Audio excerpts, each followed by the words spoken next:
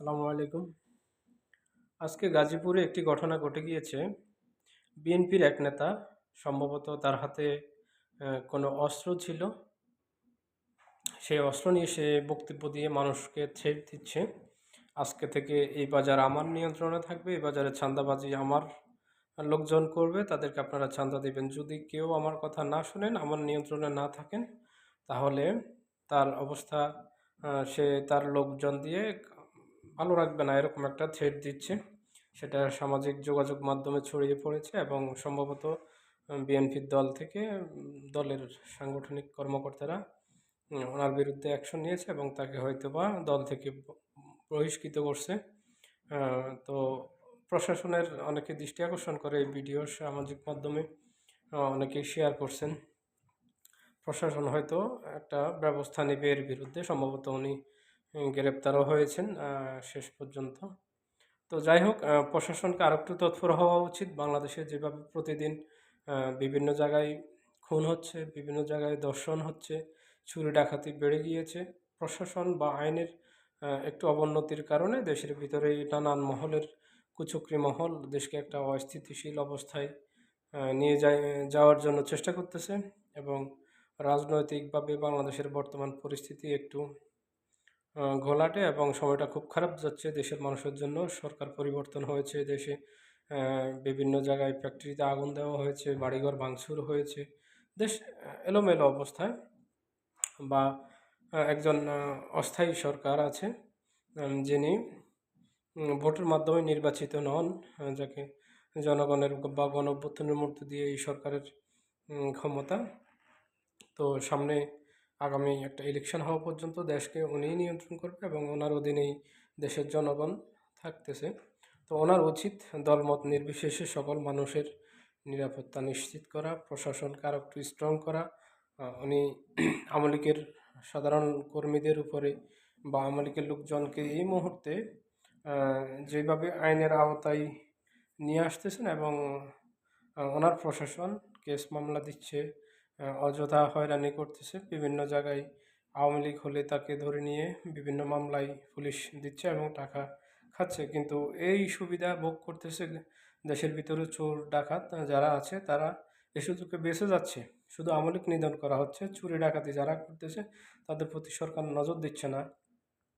আওয়ামী লীগের প্রতি তো আপনাদের একটা ক্ষোভ আছে, আওয়ামী লীগ অন্যায় করেছে সেটা শাস্তি, আওয়ামী লীগের লোকজন যারা অন্যায়ের সাথে জড়িত ছিল তাদেরকে তো দিবেনই, কিন্তু পাশাপাশি দেশের মানুষের, সাধারণ মানুষের নিরাপত্তার কথা ভেবে প্রশাসনের আর একটু তৎপর হওয়া উচিত, প্রশাসনকে স্ট্রং করা উচিত এবং প্রশাসনের শক্তি বাড়ানো উচিত। প্রশাসনকে আপনারা শক্তি সঞ্চারণ করতে সহযোগিতা করবেন। প্রশাসনকে অবশ্যই মনোবল চাঙ্গা করার জন্য সরকারের পক্ষ থেকে যে সমস্ত ভূমিকা, যে সমস্ত উদ্যোগ নেওয়া দরকার এবং নির্ভুলভাবে কাজ করার জন্য, একপক্ষীয় না বা সরকারের ইচ্ছামতো যাতে অন্য পক্ষের লোকজনকে, সরকারের কিছু লোকের কথা শুনে অন্য মতের বিরুদ্ধে যাতে তারা তৎপর না হয়। বিগত স্বৈরাচার আমলে, বিগত শেখ হাসিনার আমলে মানুষ যেভাবে প্রশাসন দ্বারা নির্যাতিত হয়েছে ভিন্ন মতের লোকজন, সেটা যাতে এ আমলে না হয়।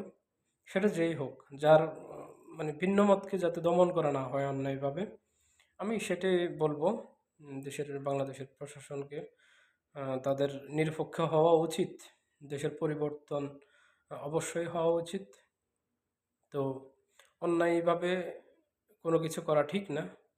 আমি সেই সাথে বলবো সেনাবাহিনীকে আর একটু নিরপেক্ষ ভূমিকা পালন করা উচিত এবং সেনাবাহিনী অবশ্যই দেশের ভিতরে যে অস্থিতিশীল অবস্থা বিরাজমান বর্তমানে, বা যারা দেশকে একটা খারাপ পরিস্থিতির দিকে নিয়ে যাচ্ছে, তাদেরকে অবশ্যই সেনাবাহিনী তাদের ভূমিকা পালন করা উচিত নির্মূলের ক্ষেত্রে। সেনাবাহিনী, বিশেষ করে সেনাবাহিনী বেশি তৎপর হওয়া উচিত। পুলিশ যেহেতু একটা ট্রমার মধ্যে দিয়ে যাচ্ছে, পুলিশ তাদের অস্তিত্ব ফিরে পেতে, তাদের পূর্ণ সাহস ফিরে পেতে সময় লাগবে। তারপরও ইদানিং মোটামুটি আগের চাইতে একটু ভালো করতেছে। তো যেহেতু পুলিশের আগ থেকে একটু ব্যাড রেকর্ড ছিল এবং 5ই আগস্টে গণঅভ্যুত্থানের মধ্যে দিয়ে পুলিশকে মেরে, 2-3 হাজার পুলিশকে মেরে যেটা অস্থায়ী সংবাদ, বা এখনও শিওর না, তারপরও অনেক গণমাধ্যম থেকে শুনেছি বা অনেক ফেসবুক পোস্ট থেকে দেখলাম যে ২,০০০ বা তার অধিক বা একটু কম বেশি পুলিশ মারা গিয়েছে এবং পুলিশকে ঝুলিয়ে রাখা হয়েছে মেরে রাস্তার উপরে। তো নির্মম মৃত্যু পুলিশেরও হয়েছে এবং সাধারণ মানুষের মধ্যে যারা আন্দোলনকারী ছিল তারাও পুলিশের দ্বারা নির্যাতিত হয়েছে এবং মারা গিয়েছে বিভিন্ন জায়গায় নির্বিচারে। পুলিশ গুলি করেছে সেই ভিডিও ফুটেজ আছে বিভিন্ন জায়গায়, আবার বিভিন্ন জায়গায় পুলিশকে ফাঁসানো হয়েছে। এখানে নানান রকমের চক্রান্ত ছিল দেশের ভিতরে।